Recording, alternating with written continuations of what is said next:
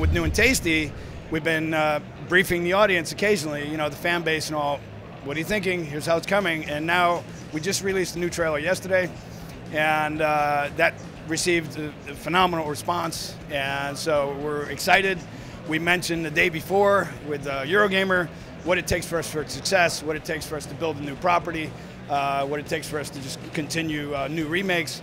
And that's been extremely favorable. So I feel like we've got a lot of support out there. It's up to us to let them down, right? Like if we're going to fail, it's going to be because of us.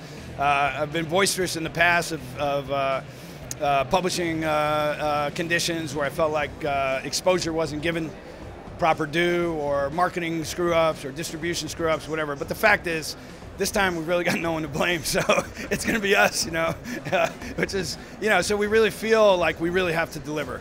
And so far, the audience is responding in a way that they're very excited and they're supportive of what we're doing.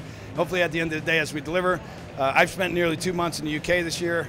I'm going back next week, and I'll be there as ever long it takes to wrap this game up and make sure it's a solid experience from beginning to end, full of entertainment value, full of humor, and that's one of the things we got to do now.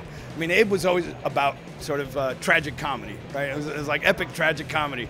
I mean, we're making a movie about, a story about, not a movie, but a story about a guy who's, you know, his whole workforce is going to wind up genocided. You know, so it wasn't the lightest of topics, but it was done with a really light heart. You know, more I'd say Oddworld might be closer to South Park than a lot of other IPs out there, you know, just funny. But in the beginning, we only had, you know, 16 channels of audio, X amount of RAM, so much memory, and we can only have so many voice responses and so many AI conditions. But now, we're really not limited by those limitations at all. We're not dampened by them. So we get a lot more voice personalities, a lot more humor, a lot more funny, I believe. And what we're finding is we're starting to shoot people playing the game in large groups.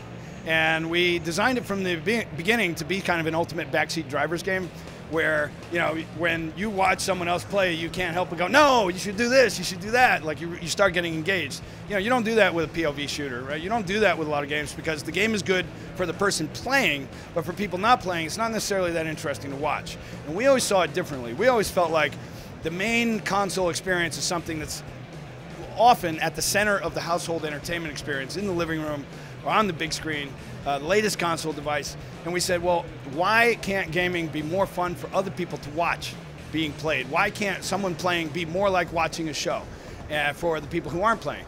And we're starting to film reactions because the larger the group, the funnier it gets, which is very bizarre, even though one person or two people might be sharing the experience. And with all the different voice permutations, it's emerging humor in another degree of depth.